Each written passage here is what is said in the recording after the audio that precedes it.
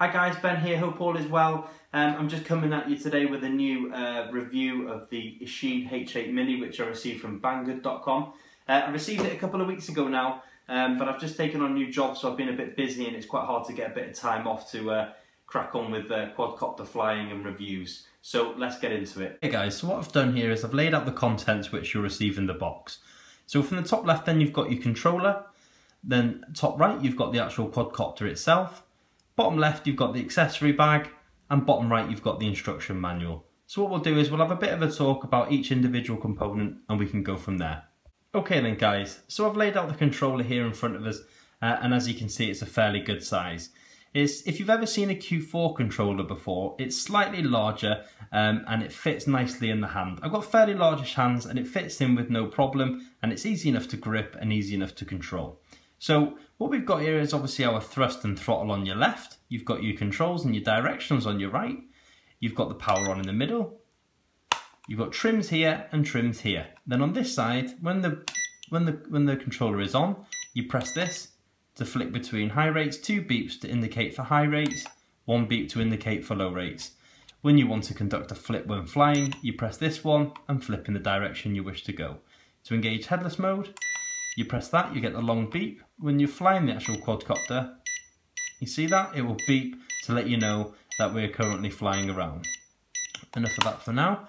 If you flip it over onto the back, you'll see here, this is where the AAA batteries go. It does take 3, and you've got a screwdriver port here, which is just your general Phillips screwdriver head. That's the controller in all of its glory. Let's move on. So I've grabbed out the accessory bag then, which also comes in the box. Inside here you've got a Phillips head screwdriver, quite convenient as you need to use that to get into the back of the controller. You've got the USB charger to charge the battery, and you've got 2 propellers. Quite strange because it requires 4, but you've got 2 there as spares. Also these black things are the feet which you put onto the bottom of the quadcopter. If I just flip that over, you see the white sticky tape on the top. Take them off, slide it on, and it sticks on. I haven't bothered applying these as I don't really think there's much requirement for them. So here's the instruction manual.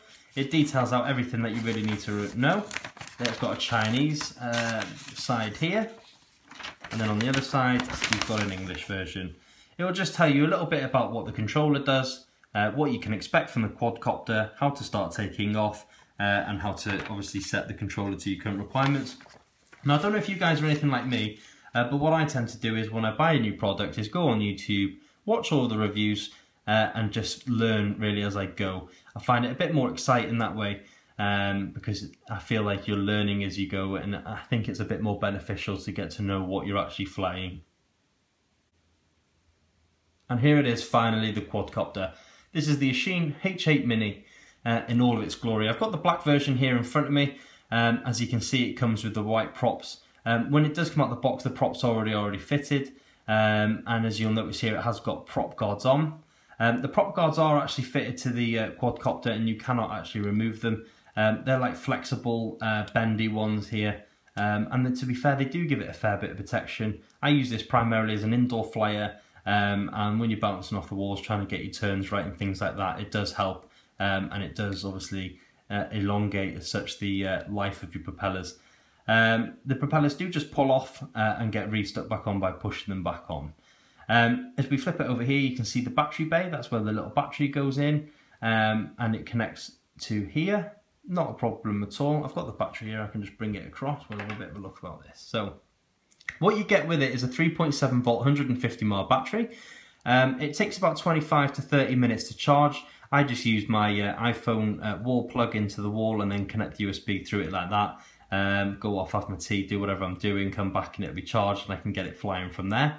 But yeah, it's simply just to get it fitted into the actual quadcopter, just slides in the bottom like so and connects up. It's dead at the moment because I've just been flying it, so I'll get that recharged and I'll be able to upload some videos of it after.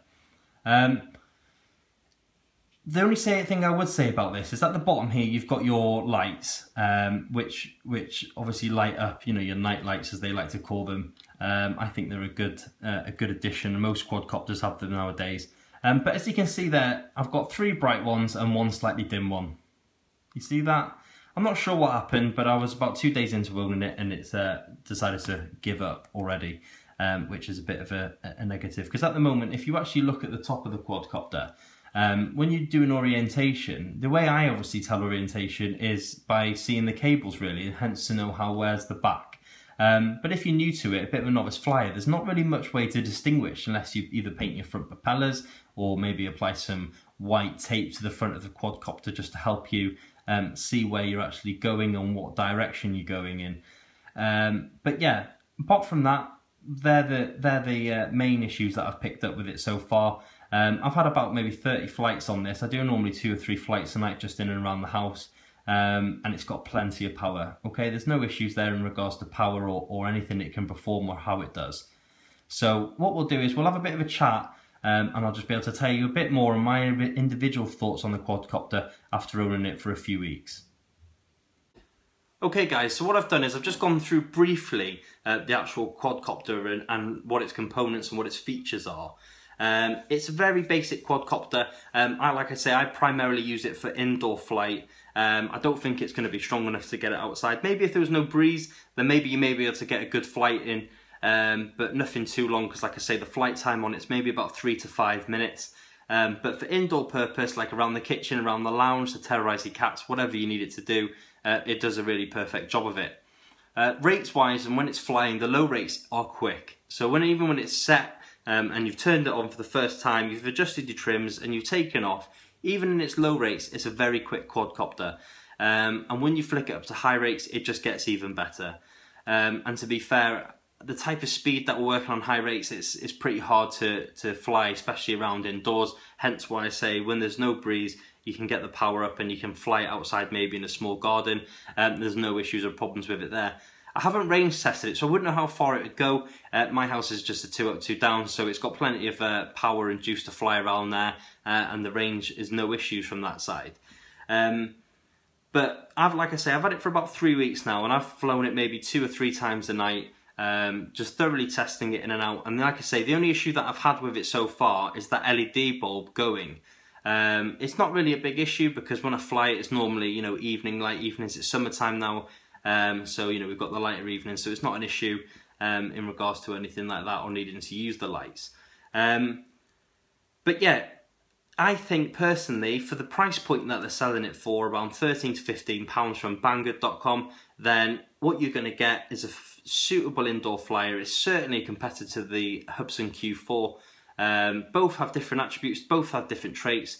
Don't get me wrong, the Q4 is a very, very good quadcopter, but at a price point of about £25 British.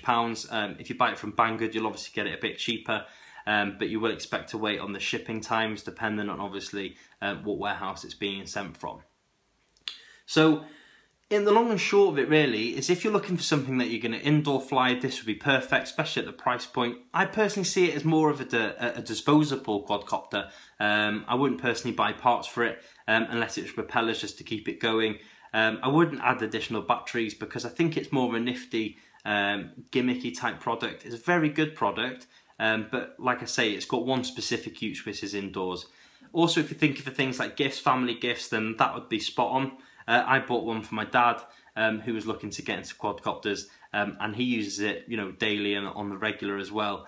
I think it's a good little stepping stone really until you start going outside and getting onto the bigger stuff. When I do go outside, I normally fly the Cyma. If you see my other videos, you'll be able to see some of the stuff I've pulled off with that. But yeah, that's a separate thing altogether. Moving back onto the Eachine then. I see a lot of videos and a lot of reviews on what people's thoughts are and how they think it bears up. And I think across the board, it's a very, very good consensus really on obviously what it can do. But, you know, it's certainly one to look out for and it's certainly one maybe to make a purchase on. If you're looking to add something that's cheap, reliable and a good flyer, then definitely add this to your fleet. So guys, that concludes the end of the review and my thoughts and my opinions on the quadcopter after owning it for a period of weeks. If you liked the video, please like and subscribe. There will be more reviews coming soon in the future of other quadcopters, especially as they come through the door. And hopefully soon, I'm personally going to be upgraded into a Phantom 3 Professional. And when I do, I'll have a full ins and outs review on that and my thoughts as well. But yeah, hope you enjoyed it and I'll see you again soon.